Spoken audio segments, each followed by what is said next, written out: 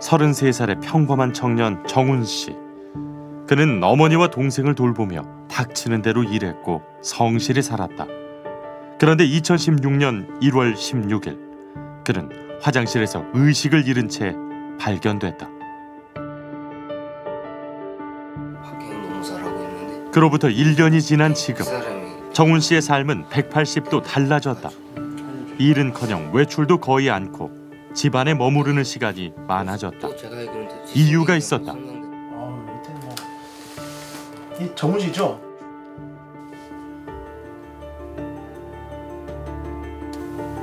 이거 둘 중에 한 명 같은데. 아, 이 둘 분 중에 한 분 같아요? 네. 안경을 안 쓰셨죠? 여태 한 번도 써본 적 없어요. 사진 속 자신의 얼굴을 찾지 못하는 정훈 씨. 네, 1.0 정도. 1.0? 네. 양쪽 다? 네. 한때 누구보다 시력이 좋았던 그는 최대한 사물에 눈을 가까이 대야 그나마 형체를 알아볼 수 있다. 그냥 못 보고. 그럼 그냥 작은 글씨로 문자 온 거는 못 읽으시겠네요? 네, 못 봐요.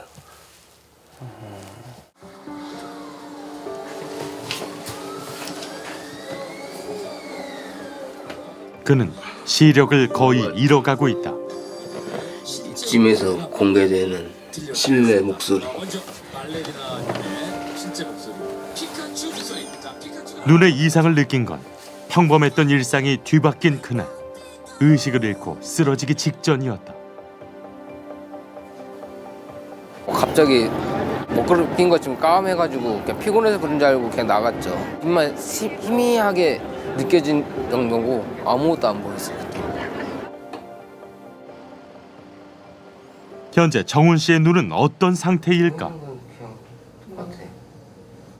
몇 개인지 보이세요? 하나인가 두 개 같은데.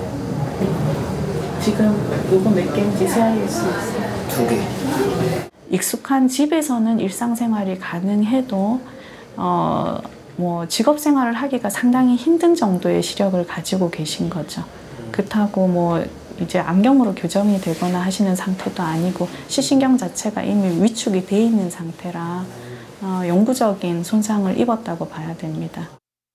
환자 히스토리가 안 될 초기 검사 당시 화학물질 중독을 의심한 의료진이 공장에 연락했다. 하지만 업체 측은 화학물질 사용을 부인했다.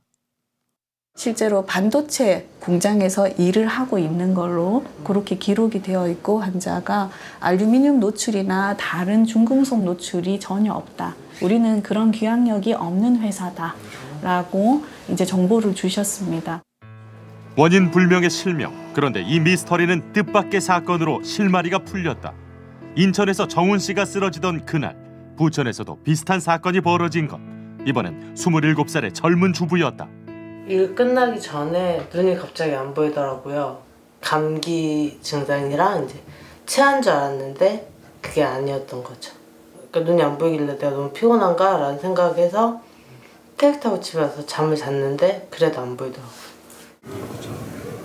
연락을 받고 집으로 달려온 남편은 아내의 모습에 충격을 받았다. 거의 기억을 못할 거예요. 왜냐하면 그 상태 자체가 혼수 상태였으니까. 눈도 안 보이는 데다가 호흡도 제대로 못하는 상태였으니까 거의 뭐 죽기 일보 직전이었으니까 그러니까 어떻게 보면 상태는 심각했다. 검사 도중 그녀는 의식을 잃었고 중환자실로 실려갔다. 처음에 앞만 안 보이는 줄 알았는데 이제 걸으려고 했더니 이제 왼쪽에 아예 힘이 다 없는 거예요. 걷는 것도 불편해지고. 당시 촬영한 영상 속 경아 씨의 모습. 발음은 어눌해졌고 예, 반대쪽 왼쪽으로 해볼까요? 준비 시작. 몸 왼쪽은 말을 듣지 않는다. 네, 뒤돌아보세요. 그녀는 시력 상실과 함께 뇌 손상까지 온 것이다. 손의 기능에 이상이 있다고 그러면 시력을 갖고 그 해당 기능을 보상하면서 그나마 조금 더 불편한 점을 이렇게 보상을 하면서 지내실 수가 있는데 이 환자 같은 경우에는 시력도 함께 떨어지신 상태라서요. 그래서 그 차후에 직업을 가지시거나 가정 생활을 유지하시거나 일상적인 생활을 유지하시는데도 분명히 불편하신 점이 있을 겁니다. 육아와 관련해서도 그렇고요. 한쪽 눈은 완전 실명. 남은 한쪽 눈도 색 구분을 할 수가 없다. 저 같은 경우에는 과일이 지금 알록달록하게 많이 있잖아요. 네. 지금 저기서 어떤 색깔만 컬러가 보이세요? 노란 색깔이요. 아, 노란색만 컬러가 보이고 나머지는 다 흑백으로 보이세요? 네. 아, 따님 예쁜 옷 입혀도 이게 잘 본인은 모르시겠다. 속상해요 그냥. 지금 엄마 손이 되게 많이 필요할 시기인데 잘 못해주니까. 그녀가 보는 세상의 절반은 암흑, 남은 세상도 절망이다. 어느 날 갑자기 실명한 경화 씨와 정훈 씨. 이들에게 공통점이 있었다. 그 핸드폰 보시면 그 버튼 있잖아요. 전원 버튼이나 사이드 키 그런 거 만드는 거. 그 치수를 재기 위해서 에어건으로 이렇게 알코올을 날려요. 네, 핸드폰 가공하는 건데 그 부품 그 기계를 작동시키는 거죠. 알코올을 계속 쏘면서 기계가 알코올을 계속 쏘는 거예요. 실명 원인을 밝힌 건 경화 씨를 진찰했던 담당 의료진이었다.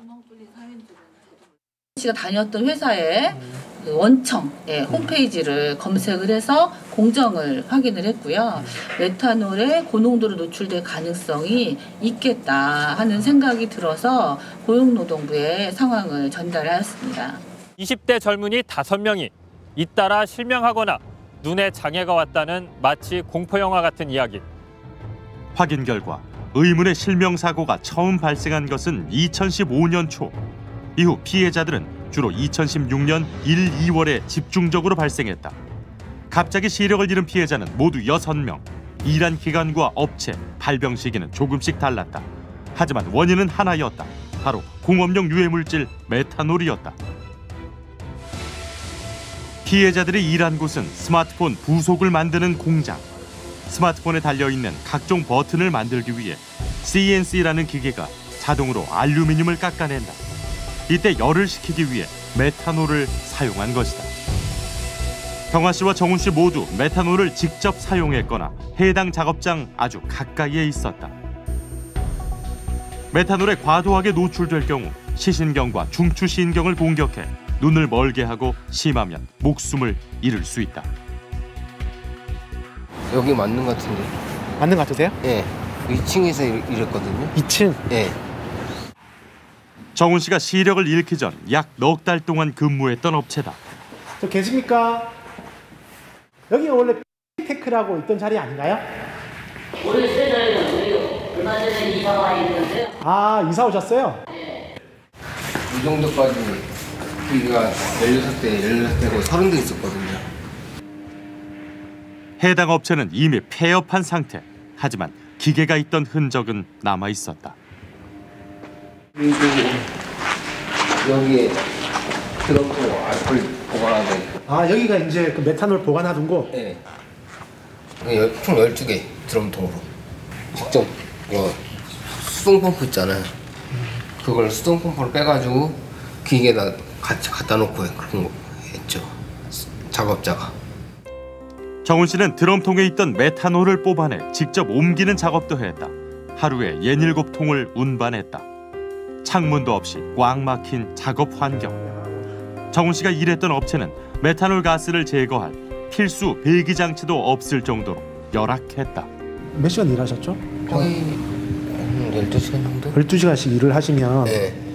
여기에 가득 이제 메탄올이 가스가 차긴 하겠네요. 차죠. 그때는 몰랐죠. 그냥 미세먼지만 날린 정도만 느꼈으니까. 메탄올을 취급할 때는 전면형 송기 마스크 등 보호 장구를 착용해야 한다. 하지만 해당 업체는 근무자들에게 제대로 된 보호 장구를 지급하지 않았다. 피해자들은 메탄올 가스를 그대로 흡입할 수밖에 없었다. 알코올의 위험성은 얘기도 하나도 안 해주셨고요. 그다음 보호 장구는 일회용 마스크나 일회용 목장갑 이런 것만. 장갑을 끼게 되면은 이렇게 치수를 잘 못 재요. 치수를 정확하게 재려면 이제 장갑을 벗고 해야 돼.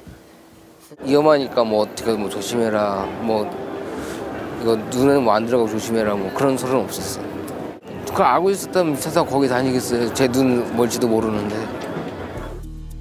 우리나라 제조업의 경우 원청이 물량을 발주하면 그 공정을 1차 하청업체에 주고 1차 하청업체는 다시 재하청을 하는 경우가 많다. 메탄올 사고는 파견 근로자가 대부분인 3차 하청업체에서 일어났다.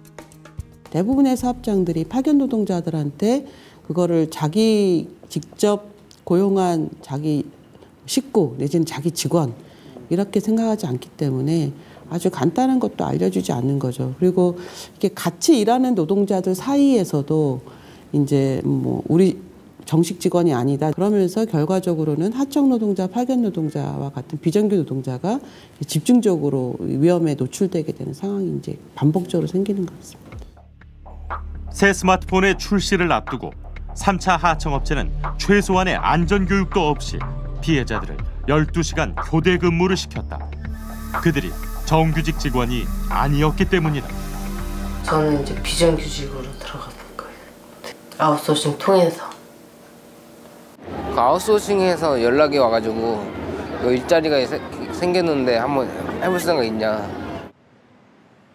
피해자들은 하청업체가 아닌 아웃소싱, 즉 파견업체와 계약을 맺은 비정규직이었다. 근데 저희가 사전에 알았으면 이런 상황이 없었겠죠. 원청사에서 그런 위협에 대해서 들은 바도 없어요. 사전 고지를 받았으면 저희가 거래를 안 했겠죠. 저희도 어떻게 보면 피해자고요. 아웃소싱에서 제 동생한테 연락했었나 봐요. 합의를 할 건지 산재를 신청할지. 산재를 신청하면은 보상금이 없대요. 산재가 신청이 안 된대요. 계속 안 하고 미루니까 동생한테 압박을 했나 봐요. 빨리 결정을 해라. 처음에 200으로 했다가 계속 어떻게 해서 350까지 올려가지고 합의를 하게 된 거죠. 정훈 씨가 회사를 그만둔 다음에도 하청업체는 메탄올을 계속 사용했다. 그들은 당장 물량을 만들어내는데 급급했을 뿐 안전에는 관심이 없었다. 결국 한 달 뒤 끔찍한 사고가 또 발생했다. 같은 업체에서 일하던 20대 여성이 같은 증상으로 쓰러진 것이다. 왜 안 보였어? 공장에서 일한 지 단 닷새 만에 메탄올 중독 사고를 당한 송희진 씨. 그런 걸 말해주지 않는 사람들도 그렇고 사장님이랑 우리 직원분들 일한 기간은 짧았지만 피해는 가장 컸다. 양쪽 눈 모두 완전 실명한 것이다.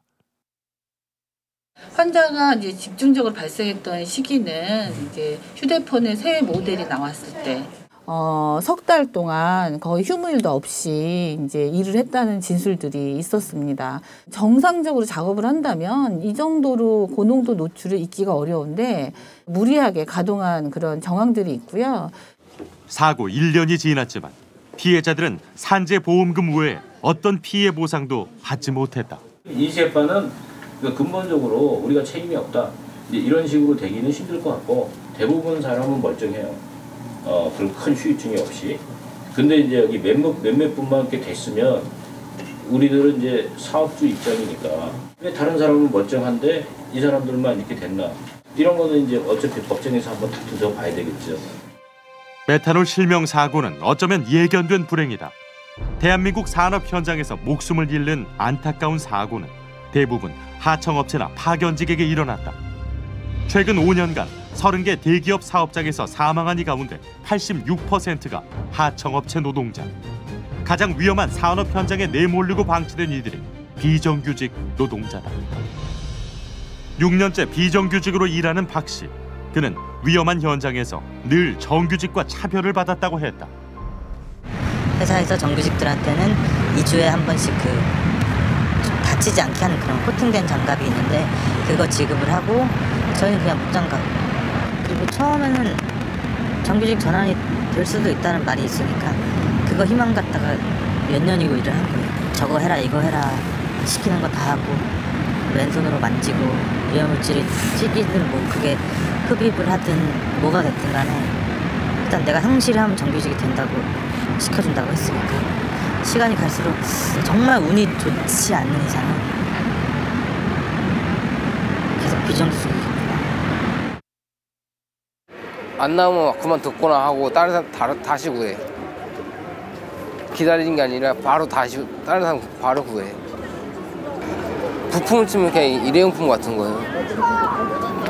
이렇게 쓰고 안 나오면 그냥 버리고 다른 걸로 다 갈아 끼고.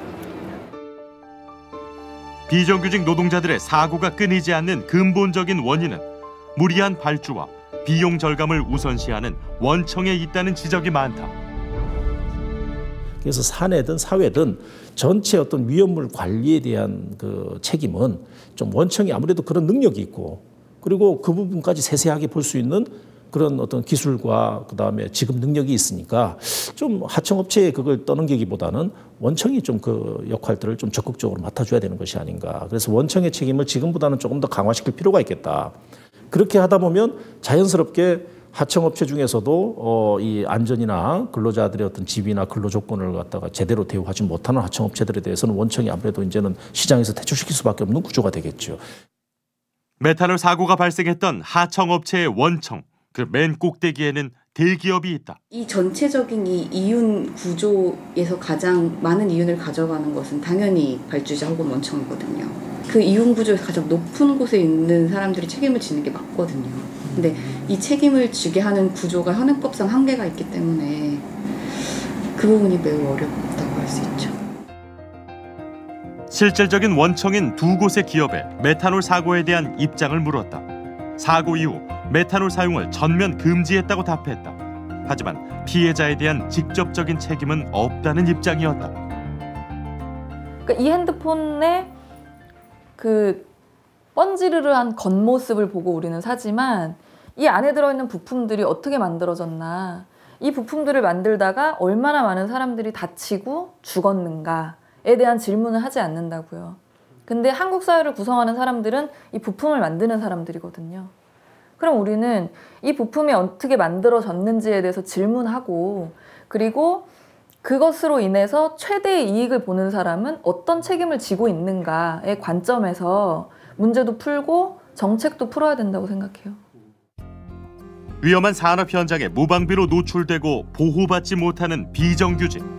이들을 구할 수 있는 근본적인 대책은 무엇일까? 그러니까 원래 1차에서 자기가 직접 생산했으면 아무런 문제가 발생하지 않는 것이고, 적어도 2차 협력업체까지만 이게 이 다단계 생산 공정을 축소를 했었으면, 그렇게 해서 근로 조건들을 조금 더 개선해주고, 그 다음에 무엇보다도 도급 단가를 좀 더 높일 수가 있다면은 어쩌면 이 하청업체를 운영하는 그런 어떤 사용자들의 그 이 근로자에 대한 보호 능력이 지금보다는 한층 더 나아지지 않겠는가.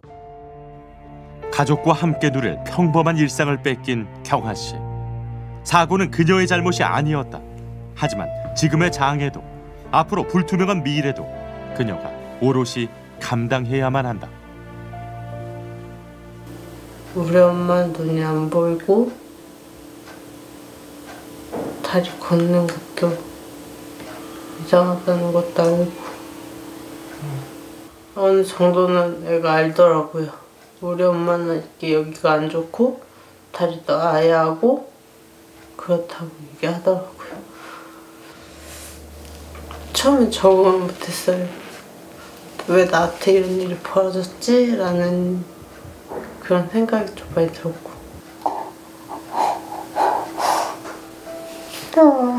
안 올라 그랬는데. 그냥 지금 뭐든지 다 힘들어요. 네. 안 그러려고 노력은 하는데 그냥 지금 제 상태가 너무 다 힘들어요.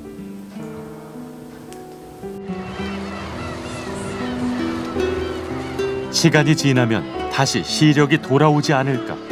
한때 기대를 했던 적도 있었다. 그럼 예전에 보셨던 그 기억이 그냥 떠오르시겠네요. 네. 바다 보셨던. 네. 바람 많이 부는 거 보니까 배는 안 떠있을 것 같고. 보이지 않는 바다를 바라보듯 이전과는 달라진 삶에 적응해야만 한다. 회복될 가능성이 거의 없다. 암담하죠. 앞으로 어떻게 해야 되나 그것도 걱정도 되고.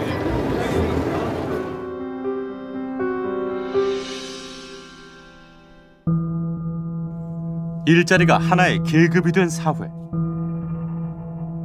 대한민국에서 정규직과 비정규직은 서로 다른 계층에 살고 있다. 그 차별을 견디다 못한 어떤 이들은 검은 유혹에 빠지기도 한다. 대한민국 비정규직 650만 시대. 임금 격차는 사상 최대로 벌어졌다. 이 불평등은 채용 비리로 이어졌다. 정규직 채용 과정에서 노조 지부장 등 채용 브로커들이 거액의 금품을 수수한 후 불법적인 방법을 동원하여 대상자들을 채용한 정규직 채용 비리를 적발하여 대규모 채용 비리는 발탁 채용 과정에서 벌어졌다. 발탁 채용은 1년에 한 번, 1차 협력업체에서 1년 이상 근무한 경력자를 정규 직원으로 채용하는 제도다. 하청업체 근로자가 원청에 정규직이 될 수 있는 흔치 않은 길. 그런데 이 과정에서 돈이 개입된 것이다. 불법 인사청탁 과정에 개입한 브로커를 만날 수 있었다.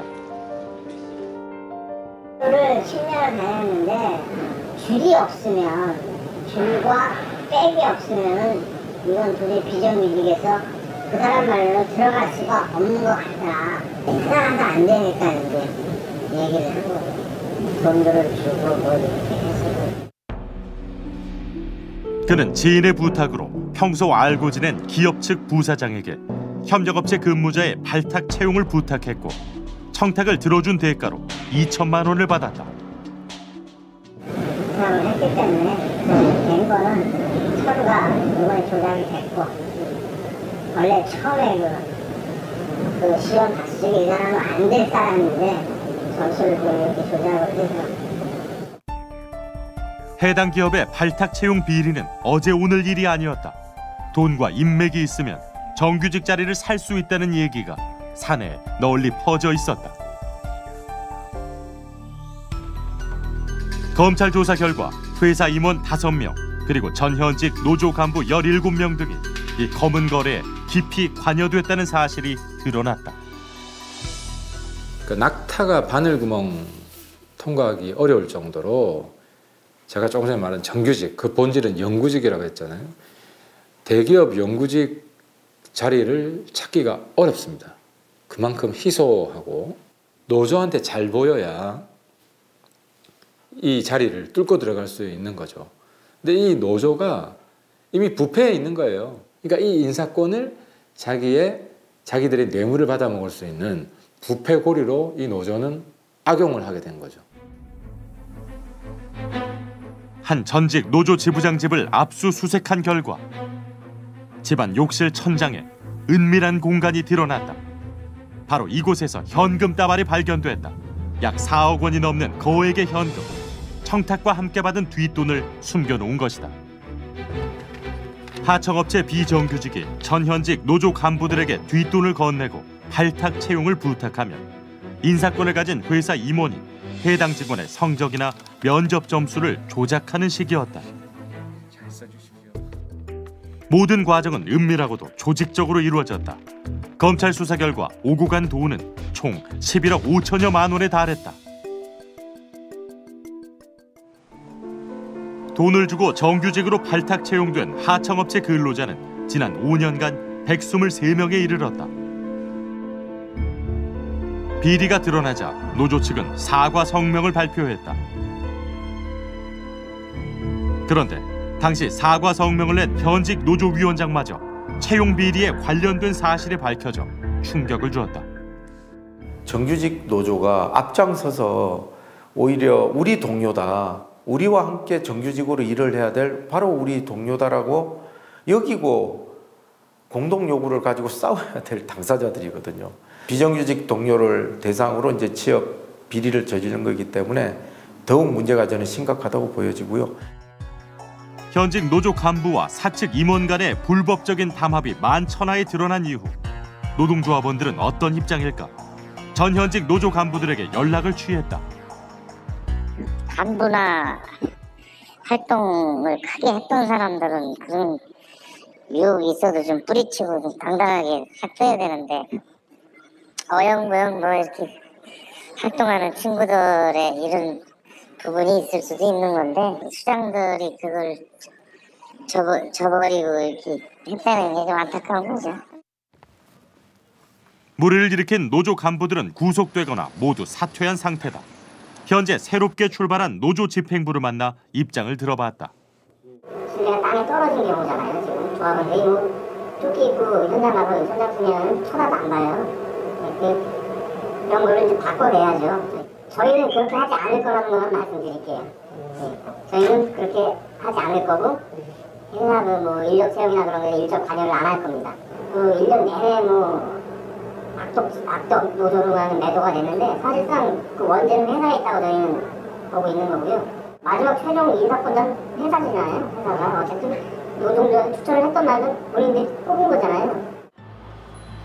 능력과 기회가 있다면 누구나 정규직이 될 수 있다는 희망과 기대가 무너졌다. 협력업체 직원들의 상실감도 컸다. 어쩌면 가장 피해자였을 이들은 오히려 말을 아꼈다. 그런 규정이 있습니까?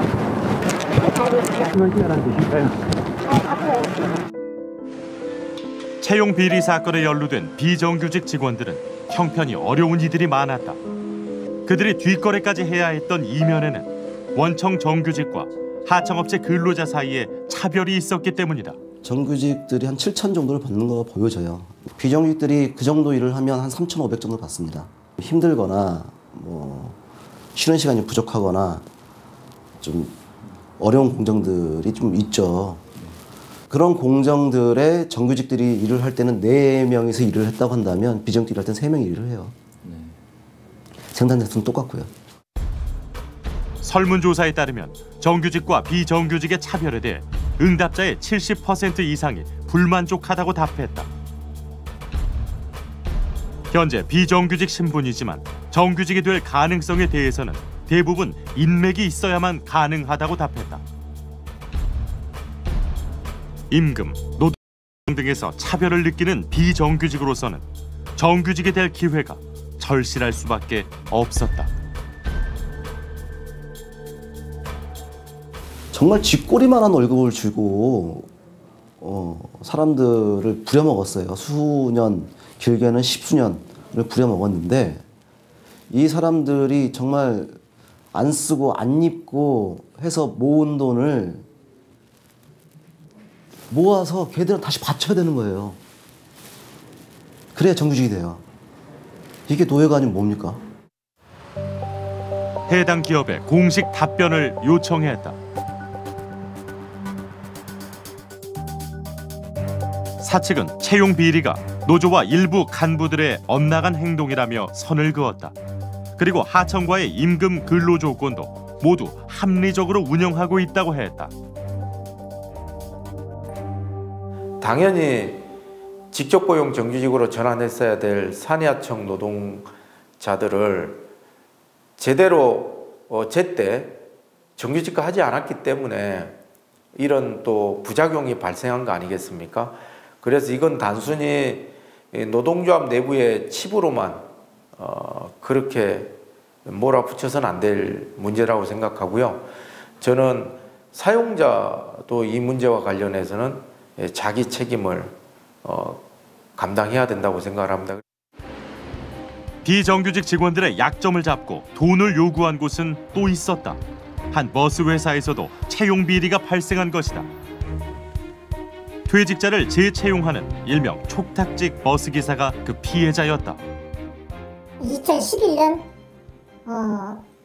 9월 달에 내가 600만 원을 줬고 2012년도에는 300만 원을 줬고 2013년도에도 300만 원을 줬고 노동조합 실장한테 나한테 연락이 왔어요. 기름칠을 해야 되니까 돈을 안 주고는 안 된다.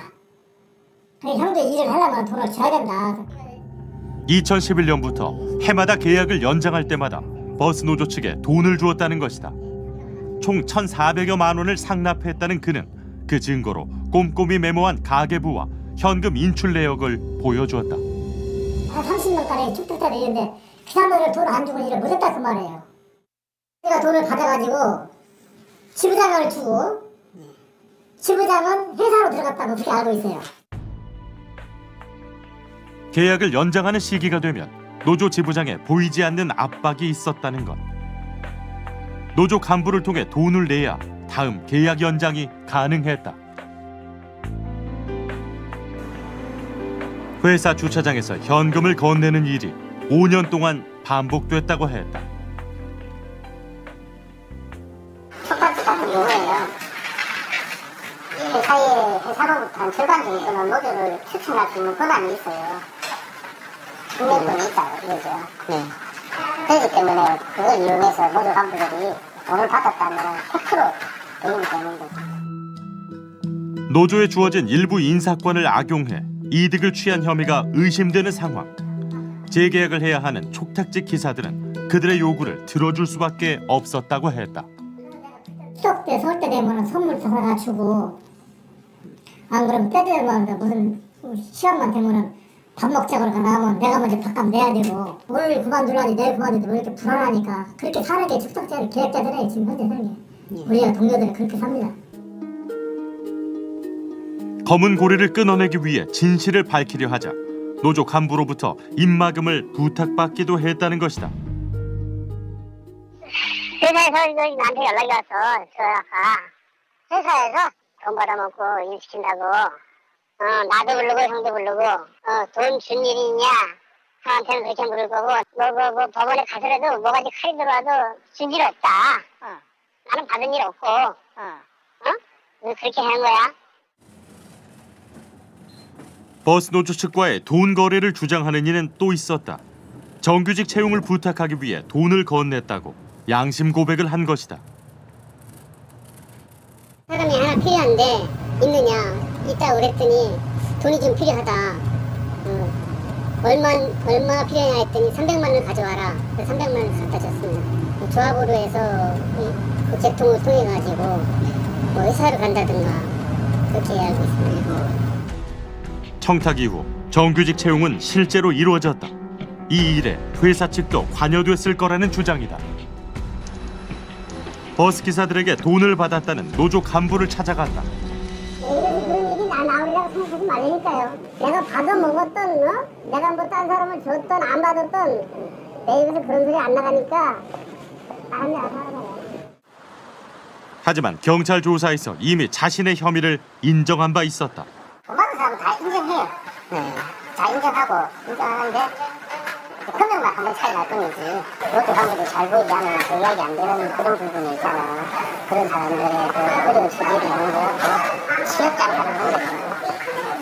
이런 채용 비리가 발생하고 있는 가장 큰 문제가 뭐냐. 과도하게 비정규직 노동자들을 남용하다 보니까 선의의 공정한 경쟁을 통해서 정규직이 될 수 있는 시장이 막히다 보니까 사실상 불공정한 시장이 판을 치고 거기에 돈이 개입되고 또는 부정사건이 개입되어 있다. 사회 구조적인 문제지 이것은 개인의 문제로 돌릴 수 없는 상황이라고 생각을 합니다. 올 초 국회에서는 큰 변화가 있었다. 그동안 민간 용역업체에 속해 있던 국회 청소미화원 204명을 국회가 직접 고용한 것이다. 그동안에 죄송하다는 말씀을 드리고 앞으로 잘 부탁드린다고 제가 새니까 큰 죄를 한 자리 올리는 게 좋을 것 같아요. 그동안 남용됐던 간접 고용 관행에 제동을 건 것이다. 국회 직원이 됐습니다. 행복합니다. 감사드립니다. 구영숙님 지금 저희가 가장 달라진 게 뭐냐면 심리적인 만족도가 많이 높아졌어요. 전에는 용역회사의 눈치를 많이 봤는데 지금은 뭐 진짜 주인이라는 인식이 저희들 마음 가운데 또 많이 자리 잡고 있고 불안하거나 초조한 그런 게 전혀 없어졌어요. 마음이 편해요, 우선. 하루 10시간 노동에 최저임금에 불과했던 월급. 청소용품도 자신들이 직접 구입할 정도로 열악했던 처우가 비로소 개선됐다. 그 전에 용역회사에다가 이제 용역을 주고 외주를 주는 거잖아요. 그럼 그 회사가 중간에 용역비 같은 걸 받아가는 거 아닙니까? 그걸 그렇게 주지 않고 국회가 용역회사에게 주는 돈을 그대로 이 환경미화원들에게 준다고 하면 13%가 올라가요. 나머지 무슨 세금 떼고 다 떼고 나서 실제 수령액이 20만 원이 올라가고요. 한 사람 앞으로. 그러나 변화의 발걸음은 더디기만 하다. 전국 지자체 97%는 여전히 간접 고용을 고수하고 있다. 자, 가위바위보에서 이제 너희들은 아무 데나 가는 거야. 공공기관이 비정규직을 양산하는 데 일조를 한다는 비판이 높다. 교육 현장 역시 예외는 아니다. 학교 체육의 강화와 아이들의 체력 증진을 위해 2008년부터 시행된 스포츠 강사 제도. 김영수 씨도 초등학교 스포츠 강사다. 던져 팔 처음 계약할 때는 10개월 계약이었고요. 그러니까 매년 3월부터 12월까지 조금 좋아져서 11개월 계약으로 해서 3월부터 다음 해 1월 달까지 계약을 했습니다. 상당수의 교육청들은 스포츠 강사의 계약 기간을 11개월로 못 박았다. 11개월마다 실업자가 되는 셈이다. 일명 쪼개기 계약이었다. 많은 동료들은 어쨌든 1, 2월에는 거의 실업자가 돼서 다시 공고가 날 때까지 기다리고 또 학교가 이 학교에 배정이 받을지 안 받을지 항상 그런 고민과 불안감에 많이 잡혀서 그래서 많이 떠났어요. 이 일을. 1, 2월에는 항상 계약 기간이 끝나서 학교에 있을 수가 없어서 한 번도 졸업식을 보질 못했죠. 그게 가장 아쉽고. 월급은 150여만 원. 4인 가족이 살기에 터무니없이 부족한 돈이다. 학교 선생님들조차도 저희 급여가 얼마인지도 모르고 저희가 어떤 대우를 받고 있는지 관심도 없고 그리고 잘 모르세요. 10년째 그 급여가 거의 뭐 동일하다 보니까 사실 뭐 누구한테 학교에서 뭐 그런 얘기 할 필요도 없지만 또 그런 얘기 한다고 해서 누가 우리를 처우를 또 들어주지도 않고 학교에서는. 스포츠 강사를 시작한 지 10년. 강사는 변했지만 최저임금에 11개월짜리 시한부 인생은 나아지지 않았다. 내년에도 이 학교에 남을 수 있을지 장담할 수 없어 늘 마음이 무겁다. 그래도 학교 측은 스포츠 강사가 필요한 인력이라고 입을 모은다. 학교에서 정말 필요한 인력이고 최근에 여성 편향적 이런 경향에 비추어 봤을 때 굉장히 필요한 인력이에요. 중요한 인력이고. 그분들이 매 1년마다 한 번씩 이렇게 계약을 새로 면접을 보고 새로 이렇게 임용을 해야 된다는 거는 힘든 일이긴 하죠, 매년. 그야말로 법망을 피해가는 정말 악덕행위라고 저는 생각을 합니다. 그리고 그것을 아이들을 가르치는 교육 현장에 행정기관이 그런 방식으로 사람들을 고용해 왔다고 한다면 이거는 정말 있을 수가 없는 일이고 그 지속적인 근로를 하는 사람들이 지속적인 삶을 영위할 수 있도록 보장해 주는 것이 임금의 개념인데 그런 식으로 편의적으로 법망을 피해가면서 쪼개기 계약을 한다는 것은 이제 정말 근절돼야 될 그런 상황이라고 보고 있습니다. 한 집안의 가장이다 보니 스포츠 강사만으로는 턱없이 부족한 수입. 그는 방과 후와 주말에도 아르바이트를 한다. 그래야 네 식구가 먹고 살 수 있다. 밤 11시가 돼야 끝나는 하루 일과 그는 저녁이 없는 삶을 살고 있다. 취직 축하합니다. 취직 축하합니다. 가족과 함께 보내는 시간은 주말 단 하루뿐. 매년 취업과 실업을 반복해야 하는 아빠의 고단한 삶을 아이들은 이해할 수 있을까? 아빠가 빨리 왔으면 좋겠어. 많이 늦게 와요? 네. 몇 시 정도에 오세요? 11시 넘어서요. 저녁에 출근 안 하고 빨리 오면 뭐 하고 싶어? 자전거 타기. 또? 요리 배우기. 그는 비정규직의 삶을 선택할 수밖에 없었다. 양질의 일자리 대신 저렴한 비용, 쉬운 해고가 가능한 일자리만 늘어났기 때문이다. 지금 현재 기간제 법상 2년 이상 근무를 하게 되면 무기계약으로 전환이 되는데 이를 회피하기 위해서 의도적으로 10개월, 12개월 이렇게 중간에 빈 기간을 둬서 계속 근무로 인정하지 않기 위함이라고 보고 있습니다. 교육과 일자리 두 마리 토끼를 잡겠다던 정책은 결국 비정규직만 만들어냈다. 일단 뭐 예산이나 그런 거 문제죠. 저희도 이런 여러 가지 것들이 지금 예산이 부족하면 사실 고용할 수가 없잖아요, 이분들은.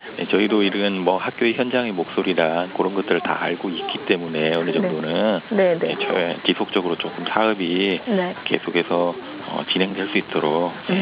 정규직이든 기간제든 아이들에겐 똑같은 선생님.